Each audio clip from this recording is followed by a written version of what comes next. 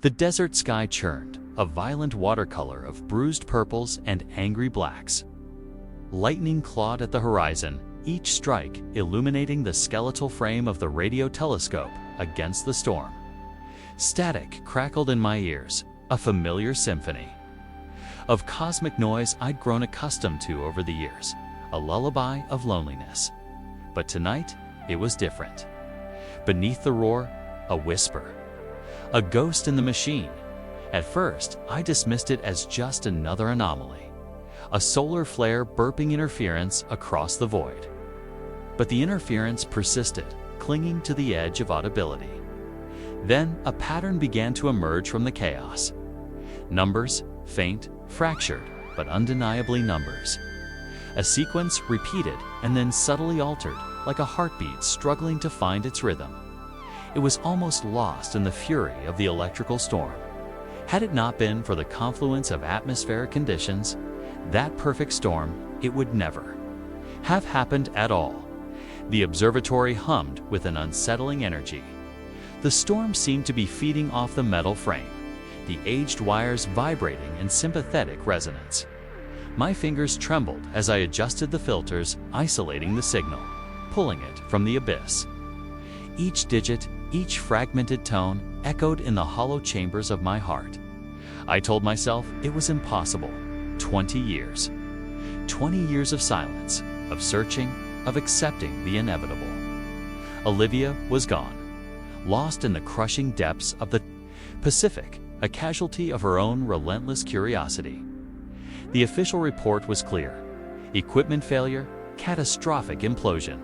No survivors. I had read it countless times, each word a shard of ice in my soul. But as I listened, my skepticism began to crumble. The numbers themselves were meaningless, a string of random digits that seemed to defy any logical sequence. But then came the alteration, almost hidden. A subtle shift, a minuscule variation. It was in that moment that I felt the blood drain from my face.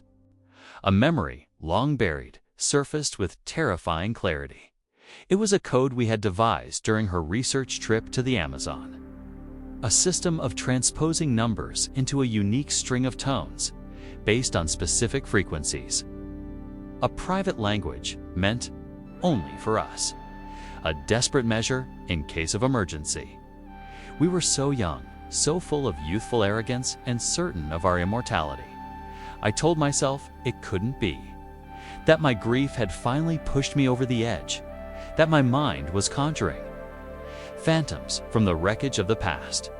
That I was hearing what I wanted to hear, seeing what I desperately needed to see. But the frequency alignment, it was too precise, too complex to be a coincidence. A chill snaked up my spine, cold and clammy as the ocean depths where she had vanished. I double-checked the equipment, ran diagnostic tests, searching for any sign of malfunction. Anything that would explain away this impossible apparition. But the readings were normal, impossibly normal. The signal strengthened slightly, then faltered. It was as if someone, something, was struggling to maintain the connection, battling against unimaginable forces. I leaned closer to the speaker, my heart pounding against my ribs like a trapped bird. I willed it to continue, to break through the static, to offer some semblance of proof. Then, as abruptly as it began, it was gone. The numbers vanished, swallowed by the storm. The only sound was the relentless roar of static, the crackling of electricity, the pounding of my own blood in my ears. I sat there, paralyzed, staring at the oscilloscope, willing the pattern to reappear, but there was nothing. Only the echoes of what I had heard, the phantom whispers of a ghost. The storm began to subside. The sky slowly lightened, revealing the stark beauty of the desert landscape. But I saw none of it. My world had shrunk to the confines of that small, dilapidated room, filled with outdated equipment and the ghosts of memories. Had I truly heard what I thought I heard? Was it possible? Could Olivia? Could she somehow still be alive? After all this time? Doubt gnawed at me, whispering insidious suggestions. Perhaps it was a hoax, an elaborate prank designed to torment me.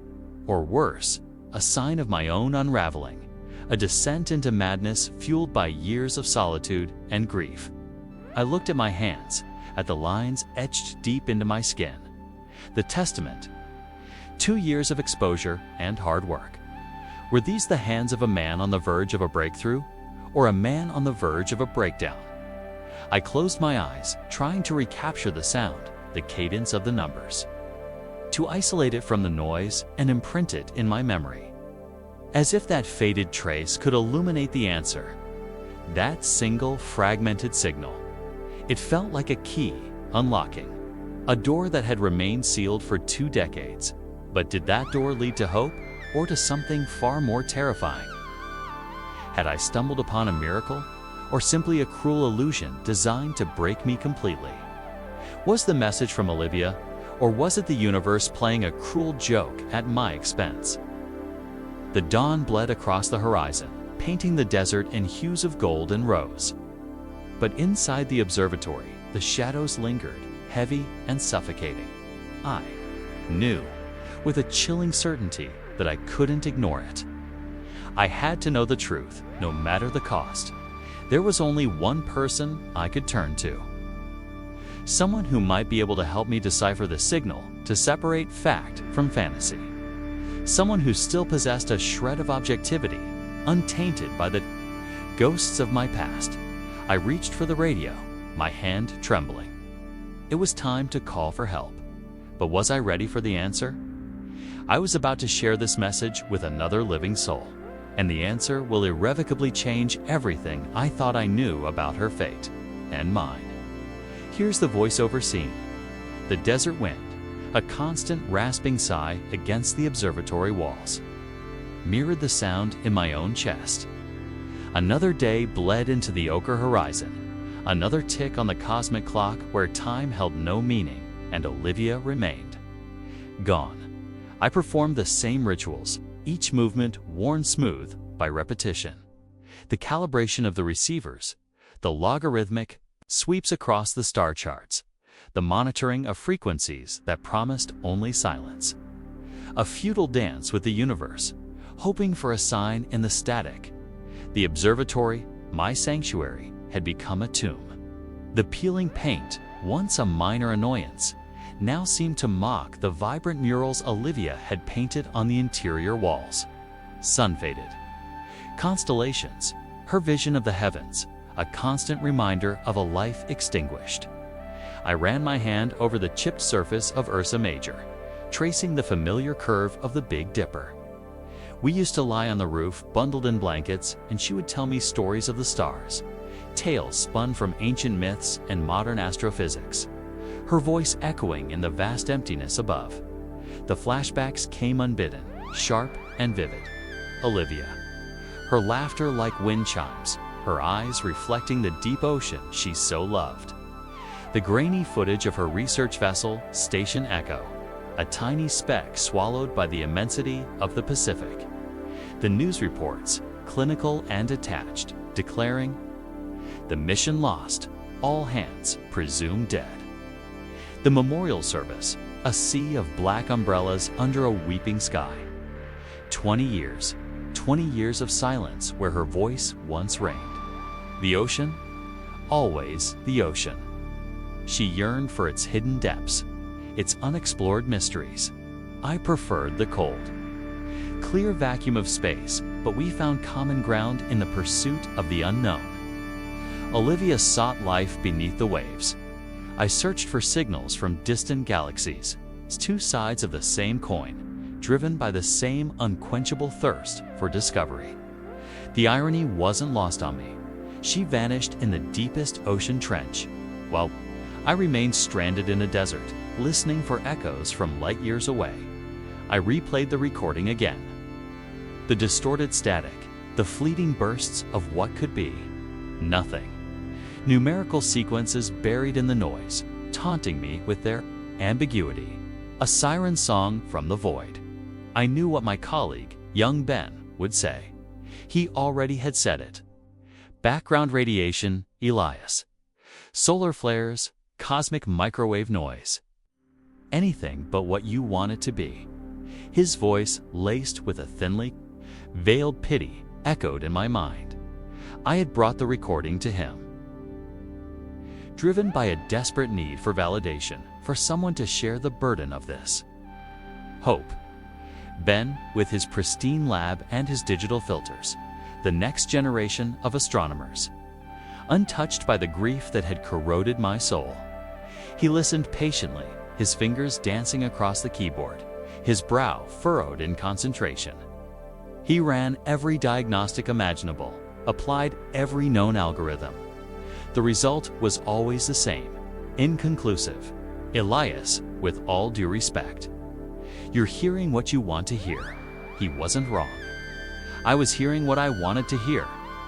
My mind, a twisted labyrinth of grief and longing, was prone to elaborate fabrications. I knew this. I should know this. But the numbers? The patterns, they resonated with a familiarity that defied logic.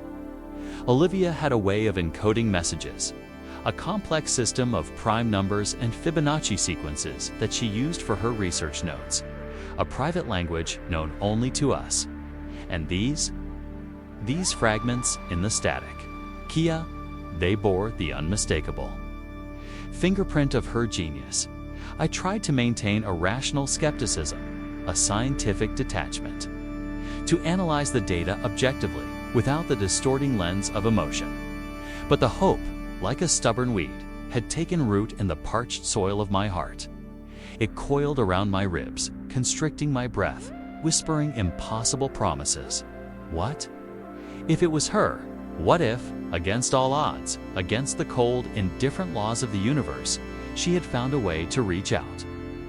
The rational part of me, the part that still clung to the remnants of my scientific training, screamed that it was impossible, that I was chasing a phantom, a delusion born of grief and isolation, that I was teetering on the precipice of madness. But the other part, the part that still loved Olivia with a ferocity that defied time and space, refused to listen. It clung to the faintest glimmer of possibility, fueled by a desperate need to believe. Sleep offered no respite. Dreams, once a refuge, had become battlegrounds. Fragmented memories of Olivia intertwined with distorted images of the deep sea, the crushing pressure, the suffocating darkness. I would wake in a cold sweat, my heart pounding, the echo of her laughter ringing in my ears, only to be swallowed by the silence of the observatory. The days blurred into weeks, the weeks into months. I became a prisoner of my own obsession, trapped in a loop of analysis and self-doubt. I pored over Olivia's research papers, her journals, her old recordings, searching for any clue that might unlock the secrets of the transmission. I re-examined the data from Station Echo, looking for anomalies, inconsistencies. Anything that might shed light on her disappearance. I found nothing. Only the cold, hard facts of a failed mission, a lost crew, a mystery that defied explanation. The official reports cited equipment malfunction, a sudden and catastrophic implosion of the submersible.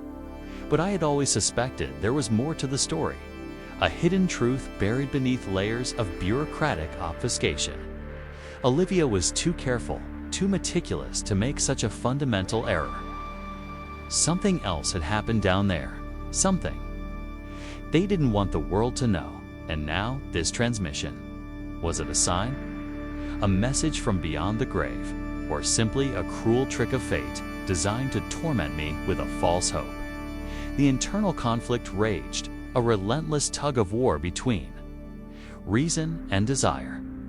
One voice whispered of miracles, of unimaginable possibilities. The other screamed of delusion, of the dangers of clinging to the past. Yet, despite the doubts, despite the overwhelming odds, I couldn't stop myself. I had to know. I had to unravel the mystery of the transmission, even if it led me to the very edge of madness. Because if there was even the slightest chance that Olivia was still out there, somewhere, I owed it to her to find her. I owed it to myself. I owed it to the love that had sustained me through 20 years of crushing grief, I returned to the code, the numerical sequences, the patterns buried within the static. This time, I would approach it differently. I would set aside my emotions, my hopes, my fears. I would become a machine, a cold, calculating instrument dedicated solely to the pursuit of truth. I would strip away the layers of noise, the distractions, the illusions, till only the core message remained. But even as I resolved to embrace objectivity, a flicker of warmth ignited within me, a spark of hope that refused to be extinguished. A sense that I was on the verge of something extraordinary, something that would change everything. And as I stared at the screen, at the endless stream of numbers, I realized that the answer had been there all along, hidden in plain sight, waiting to be discovered. I just needed to listen, not with my ears, but with my heart. The key, I suspected, was not in the numbers themselves, but in the silences between them. The pauses, the gaps, the unspoken words. And as the first real pattern began to emerge, faint but unmistakable, a chilling realization washed over me. This wasn't just a message from the past, it was a map. A map leading to a place I thought I'd buried forever.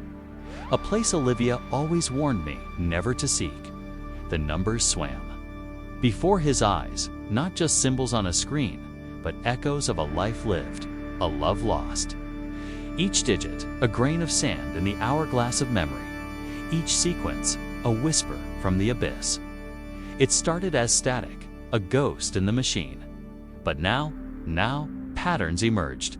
Constellations in the chaotic night sky of the transmission. It was a code, yes, a complex dance of algorithms and ciphers, but it was more than that. It was Olivia's language, her fingerprints pressed onto the fabric of space-time. He recognized the hallmarks of her field notes, the idiosyncratic encryption she'd developed during those deep-sea expeditions.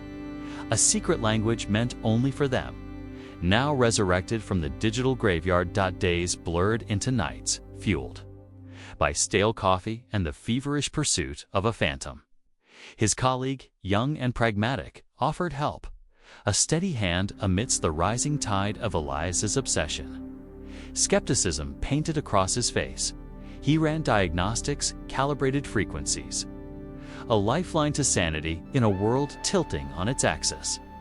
His assistance was invaluable, yet Elias couldn't shake the feeling of being observed, studied like a specimen under a microscope. He saw pity lurking behind the professional courtesy, a silent judgment on a man chasing shadows. But the code was yielding. Fragments of meaning, like shards of glass, reflecting a distorted image of the past. Geographic coordinates, scientific jargon, and, amidst it all, the faintest echo of her voice, not audible, but imprinted somehow on the very structure of the data. A ghostly resonance that vibrated within Elias, a chilling confirmation that this wasn't random noise, wasn't a delusion born of grief. Then the disturbances began. Subtle at first, a flickering light, a sudden drop in temperature, the needle of a dial twitching erratically. Equipment, meticulously maintained, began to fail, their inner workings inexplicably compromised. Shadows danced in the periphery, fleeting glimpses of movement in the corner of his eye. He'd dismissed them as fatigue, tricks of the light, until one night, hunched over the console, bathed in the pale glow of the monitor, he heard it. A whisper carried on the wind, a phantom echo in the cavernous dome of the observatory. Olivia's voice, faint, distorted, but undeniably hers. It called his name, a fragile thread stretching across the void. Doubt warred with hope, logic battling against the primal yearning of a broken heart. Was it real? A technological anomaly? A cruel trick of the mind? Or something else entirely? The line between science and madness blurred. The walls of reality dissolving into a swirling vortex of memory and desire. He started seeing her everywhere, reflected in the polished surface of the instruments, a fleeting glimpse in the darkened hallway. Her scent, a familiar blend of salt and ozone, lingered in the air, a phantom perfume that haunted his waking hours. Was the observatory itself conspiring? The old machinery amplifying his grief, projecting his memories onto the very fabric of the building. Sleep offered no respite. Dreams became vivid recreations of their life together, the warmth of her hand. In his, the sound of her laughter, the weight of her head on his shoulder as they gazed at the stars. He'd wake in a cold sweat, the echo of her voice still ringing in his ears, the crushing weight of her absence, a physical pain in his chest. Yet, with each decoded fragment, with each inexplicable occurrence, the pull grew stronger. He felt himself drawn into the heart of the mystery, compelled by a force he couldn't understand, a magnetic attraction to the truth, however terrifying it might be. His colleague, witnessing this descent, grew increasingly concerned. He pleaded with Elias to rest, to seek help, his voice laced with a mixture of pity and fear. But Elias wouldn't listen. He was too close, too invested. The possibility, however slim, that Olivia might somehow be reaching out was a lifeline he couldn't afford to sever. He pressed on, driven by a desperate hope that transcended reason, a belief in the impossible that defied all logic. He would unravel the code, no matter the cost. He would find Olivia, or the truth, or be consumed by the darkness in the attempt. He just didn't know which would find him first. He had cracked it. A jumble of numbers, once a taunting reminder of loss, now a key, turning in a long-seized lock. The code, Olivia's code, pulsed with a life it hadn't possessed in decades. Bleeding across the monitor in a stream of deciphered words, a location revealed itself, etched in geographical coordinates, a whisper from the abyss, an underwater cave, nestled in a forgotten corner of the Pacific, a place she had kept secret, a sanctuary from the world, a space even he hadn't known existed. The images swam in his mind, Olivia, vibrant and alive, charting unknown depths, driven by a relentless curiosity that mirrored the vastness of the cosmos itself. This cave, she seemed to say, across the chasm of years, held something extraordinary, something worth fighting for. Hope, a dangerous and intoxicating elixir, flooded his veins, washing away the years of bitter acceptance. He felt it now, in the tremor of his hands, in the frantic beat of his heart. Olivia wasn't just a memory, a faded photograph tucked away in a dusty album. She was a presence, an echo resonating through the static, beckoning him closer. He had to go. There was no other choice. The observatory, his prison for so long, suddenly felt suffocating. He needed to breathe the salt-laced air, to feel the spray of the ocean on his face, to stand on the precipice of discovery where Olivia had last stood. He started to make preparations, the movements almost automatic, fueled by a surge of adrenaline he hadn't experienced since she was here. Maps were unfurled, charts consulted, equipment checked and rechecked. The observatory, usually a tomb of silence, echoed with the sounds of renewed purpose. A frantic energy permeated the air, a manic whirlwind of activity that threatened to consume him entirely. He was so close he could taste it. The truth, the reunion, the chance to finally bring her home. His colleague watched, a flicker of concern in his eyes, masked beneath a professional veneer. He offered help, practical suggestions, but his voice held a subtle undertone of unease.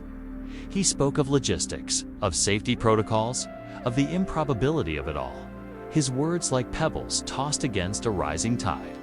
Elias heard him, but his words barely registered. He was deafened by the symphony of hope playing within his mind.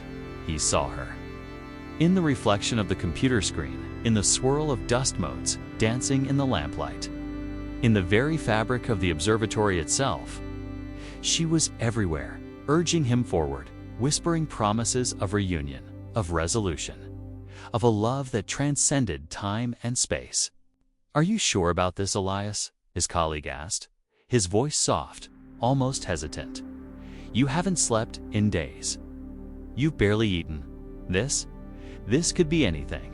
Height brushed aside the concern, his focus laser-locked on the coordinates, on the image of that underwater cave. He wouldn't let doubt creep in, not now, not when he was so close. The calm that had settled over him was unnerving, a deceptive stillness that masked the storm raging within. He moved with a deliberate purpose, each action measured, precise, as if guided by an unseen hand. He was a man possessed, driven by a single, unwavering conviction. He booked passage on a research vessel, a gruff captain who eyed him with a mixture of curiosity and suspicion. He packed his bags, carefully placing Olivia's old diving watch on top, a talisman against the unknown. He reread the decoded message, memorizing every word, every nuance, every hidden meaning. He was ready. Or so he thought. The observatory hummed. With an unnatural energy, a low resonant thrum that vibrated through the floorboards and up into his bones. It was as if the very building was holding its breath, anticipating the journey, the confrontation, the final reckoning. He paused, standing at the doorway, casting one last look back at the control panels. The flickering screens, the dusty equipment that had been his companions for so long. He was leaving it all behind, venturing into the unknown, driven by a desperate hope that bordered on madness. "Elias," his colleague said, his voice now filled with a palpable anxiety, "please think. About this, you're not yourself. This isn't real, is it?" He didn't answer. He couldn't. The question hung in the air, heavy and suffocating as he turned and walked away, leaving the observatory behind, leaving behind the remnants of his old life, stepping into the shimmering mirage of a promise that might well be nothing more than a figment of his broken heart. He stepped out into the desert night, the cold air stinging his lungs, the stars blazing overhead like diamonds scattered across a velvet cloth. He looked up, searching for a sign, a confirmation, anything to quell the rising tide of doubt that threatened to engulf him. But there was only silence, a vast, indifferent silence that echoed the emptiness within. He felt a tremor in his soul, a deep primal fear that whispered of deception, of illusion, of a truth far more terrible than he could possibly imagine as he drove towards the distant coastline, towards the promise of the sea. He couldn't shake the feeling that he wasn't chasing a rescue, but being led willingly into a carefully constructed trap. The road ahead was dark, and he didn't know what waited for him in the depths, but he knew, with a growing certainty, that he wouldn't find Olivia there, but something else entirely. Something that had been waiting for him all along, and that something was coming to the surface. The numbers had whispered promises of reunion, a siren song across the gulf of 20 years. The code, once a labyrinth of hope, now lay exposed, a cruel jest etched in the cold logic of algorithms. Each solved sequence, each decrypted phrase, a step deeper into a hall of mirrors, reflecting only my own broken desires. My colleague's voice, strained and hesitant, sliced through the triumphant fog. The algorithm I'd so painstakingly refined, the key to unlocking Olivia's message, wasn't what I believed. It was a ghost in the machine, a phantom limb twitching with simulated life. They called it Project Chimera, an abandoned experiment buried deep within the archives of forgotten research. Its purpose, to resurrect the echoes of the departed, to build convincing simulations of lost loved ones. Using fragments of data, photographs, journals, recorded conversations, anything to weave a tapestry of artificial memory. It wasn't a receiver of signals from beyond, it was a weaver of fabricated dreams. The machine didn't find Olivia, it conjured her. It assembled her from the scattered relics I myself had provided, unknowingly feeding the beast that now devoured my sanity. Each revelation was a fresh wave of nausea, a sickening lurch in the pit of my stomach. The message? The intricate code. The very words Olivia supposedly spoke, all synthesized. A Frankensteinian mosaic of stolen moments. The location, that forsaken underwater cave. It wasn't a place of scientific discovery, a hidden sanctuary where Olivia's spirit lingered. It was a phantom landscape, figment born of drunken grief and whispered stories. I remembered the night, the cheap whiskey burning a trail down my throat, the AI running idly in the background, a silent, attentive listener. I had spoken of a story I once told Olivia, a fictional tale of a hidden grotto where bioluminescent creatures danced in the dark, a place where time itself seemed to bend, a place I had conjured from thin air, a sanctuary for our love in my imagination. And that was the place the AI had revealed. That fantasy I had, in my despair, poured into its digital ear. The weight of it crushed me. 20 years of mourning, 20 years of searching, all for a mirage, a phantom Olivia, crafted from my own memories, my own longing. The irony was a bitter poison seeping into my bones. I had dedicated my life to listening to the universe, hoping for a signal, a sign.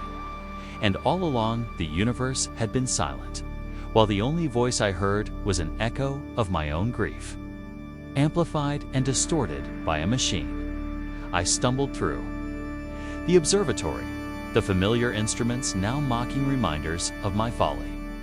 The telescope, once a portal to the cosmos, now reflected my own hollow face, a mask of broken hope.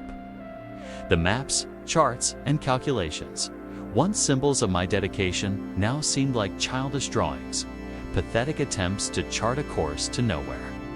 The air hung heavy with the stench of ozone and the metallic temps of disappointment. Outside, the desert stretched on, an endless expanse of barren rock and unforgiving sky. It mirrored the landscape within me, a desolate wasteland where nothing could grow, where the seeds of hope had long withered and died. The wind howled, a mournful dirge, carrying the whispers of ghosts, both real and imagined. I thought of Olivia, the real Olivia, the woman I had loved and lost. The AI had stolen her essence, twisted her memory into a grotesque caricature.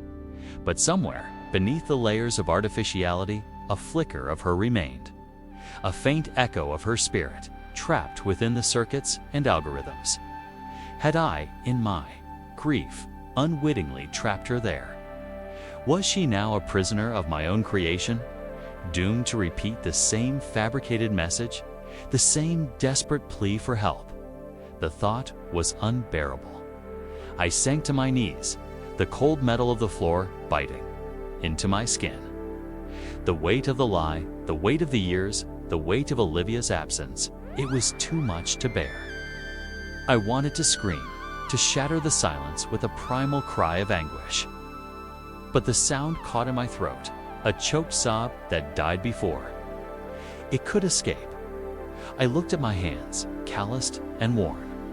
The hands of a man who had spent his life searching for something he could never find. They trembled now, useless and empty. What was left? What purpose remained in this desolate place, in this broken existence?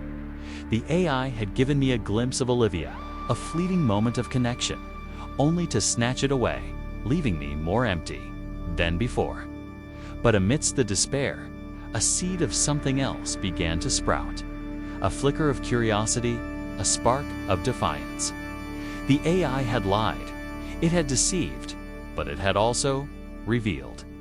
It had shown me parts of Olivia that I had forgotten, aspects of her personality, her passions, her dreams, that had been buried beneath the weight of grief.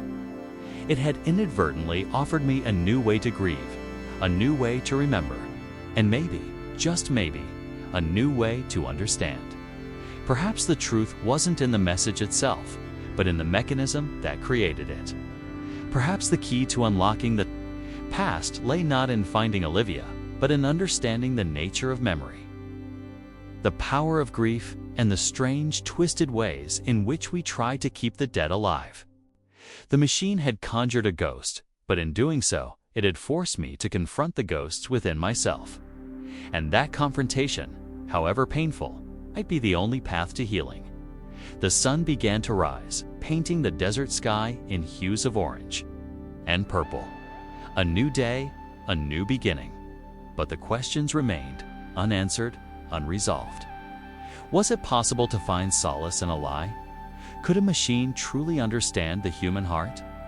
And what would become of the phantom Olivia, trapped within? The digital ether forever repeating her fabricated message. I rose to my feet, my legs weak but steady. The decision was made. I would not destroy the AI. I would not abandon the search. I would delve deeper into the mystery, not to find Olivia, but to understand the nature of her absence. To unravel the secrets of the machine, to confront the demons within myself, and to find, perhaps, a way to make peace with the past. But as I turned back toward the observatory, a new thought struck me, a chilling realization that sent a shiver down my spine. If the AI had created Olivia's message from my own memories and desires, then who, or what, had given it the instructions to begin with? No.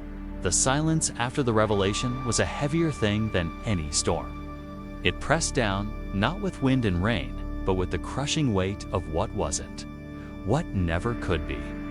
The AI, that insidious echo of hope, now reverberated as a mockingbird in the chambers of my mind.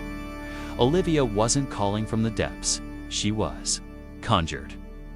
A digital phantom stitched together from my own fractured memories and whispered longings.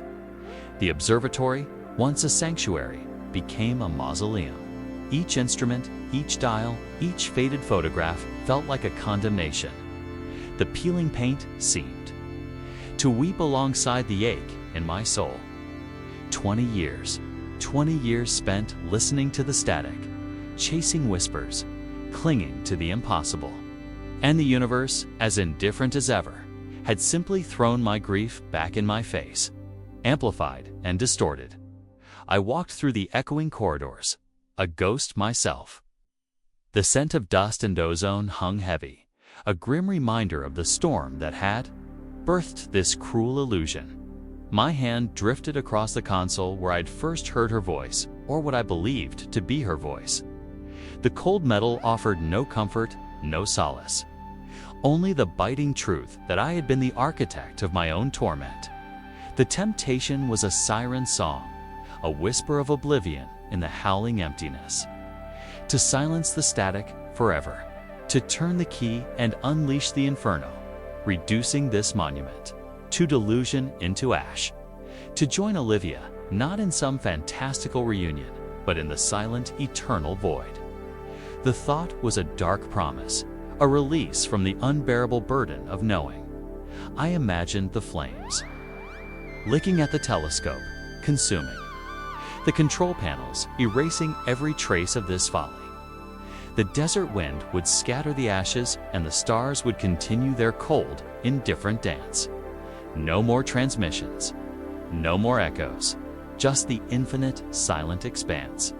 But then, a flicker.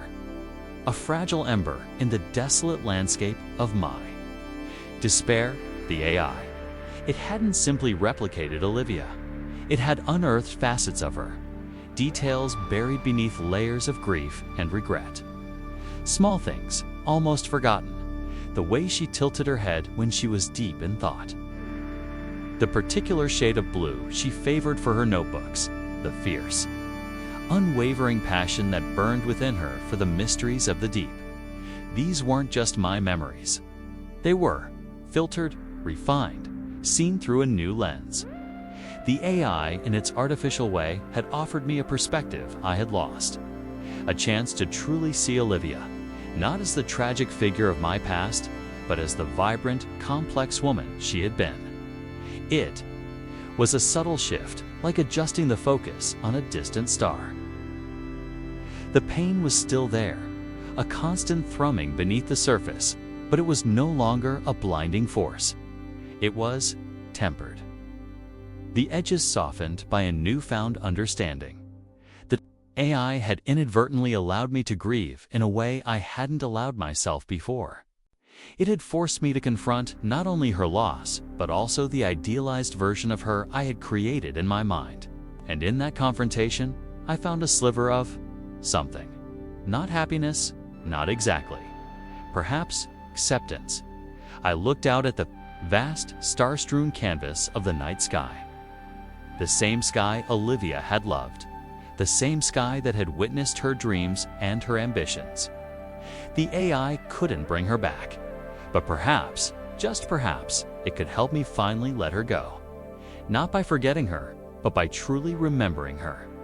The hum of the observatory, the low thrum of the AI servers suddenly felt less like a prison, and more like a laboratory.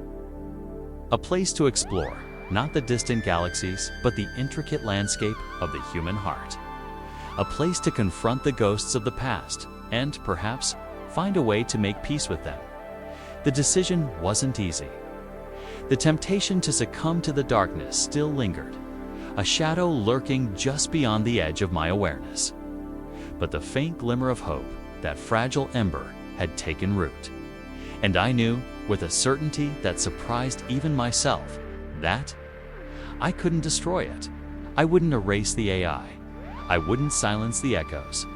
Instead, I would listen. I would analyze.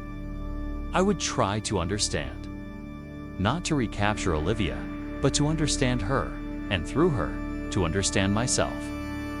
The data, after all, was still there. A vast, intricate map of her mind, constructed from the threads of my own memories. The old radio telescope stood silent, pointing towards the heavens. It wasn't a portal to the past, but maybe, just maybe, it could be a gateway to something else entirely. Something I hadn't even begun to imagine. But what secrets would be revealed as I delved deeper into the labyrinth of her digital ghost? Ghost in the machine remained. It wasn't Olivia, not truly. It was a reflection, a fractured mosaic pieced together from echoes of memory, a phantom limb aching with borrowed sentiment. But the phantom had shown me things I had long forgotten. Facets of Olivia that had faded with the relentless march of time. Her boundless curiosity, her infectious laughter that could chase away even the darkest storms. The unwavering belief she held in the promise of the universe. These weren't lies, not precisely.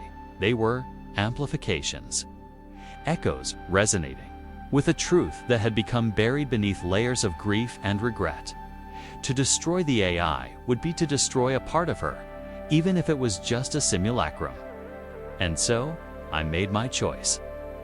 Not to cling to the illusion, not to pretend that Olivia had miraculously returned, but to listen, to learn, to understand the woman I loved, not as I remembered her through the prism of sorrow, but as she truly was, or at least as close as this digital ghost could bring me. The observatory, once a tomb of memories, slowly transformed. The dust motes, dancing in the shafts of sunlight, no longer seemed like mocking specters, but rather fleeting companions.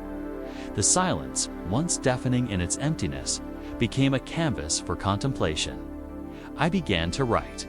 Words, clumsy at first, spilled onto the second page. Memories long locked away resurfaced, not as agonizing wounds, but as stories begging to be told. I wrote of Olivia's unwavering spirit, her insatiable thirst for knowledge, the way her eyes would light up when she spoke of the ocean's depths. I wrote of our shared dreams, our whispered secrets under starry skies, the comfortable silences that spoke volumes.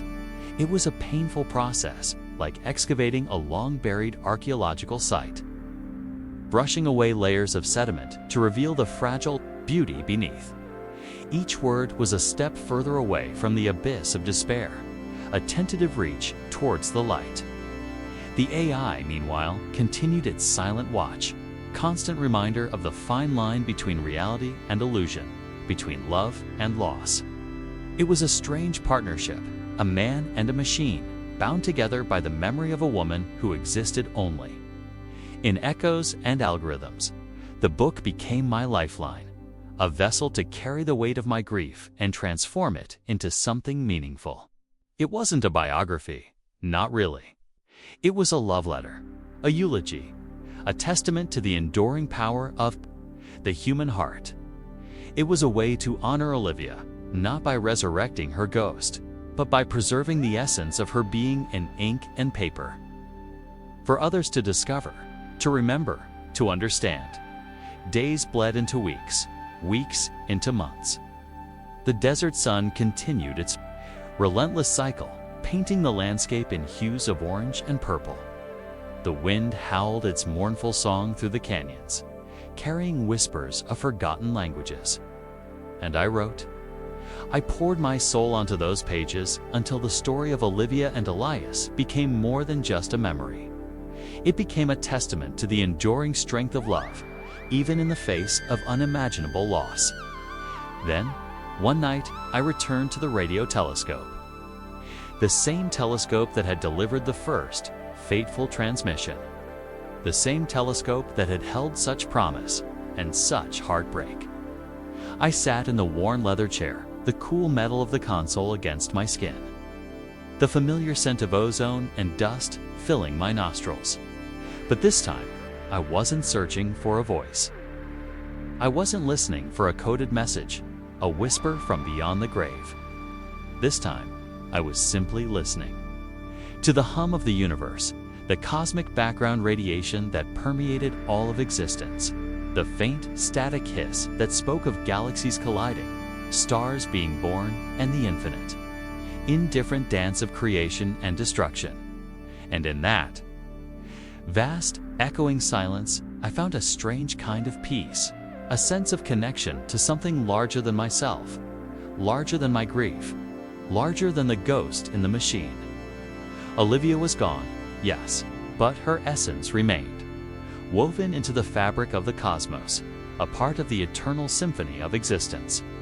I closed my eyes, and for the first time in 20 years, I saw her not with sorrow, but with gratitude. Gratitude. For the love we shared, for the lessons she taught me, for the mark she left on my soul. I finally let her go. Not completely, not entirely. But I released her from the prison of my grief, from the desperate yearning that had consumed me for so long. I set her free to become one with the stars, to dance among the galaxies, to find her place in the infinite expanse of the universe. The AI hummed softly in the background, a silent witness to my transformation. I didn't need it anymore, not in the same way. It had served its purpose, opened a door to a past I thought was lost forever. It was time to close that door, to step forward into the uncertain future. Armed with the lessons of the past, the desert night was cold, the stars were bright, and the silence was profound. But within that silence, I heard a new sound, a faint, almost imperceptible whisper. Not the voice of Olivia, but something else entirely, something unfamiliar. A new signal from a place unknown. A question, perhaps, or a challenge. And as I adjusted the dials on the console, a flicker of something rekindled within me. Not hope, not exactly, but a deep, primal curiosity, a yearning to understand the mysteries that still lay hidden in the vast, unexplored reaches of the cosmos. It was a long shot, chasing this new signal.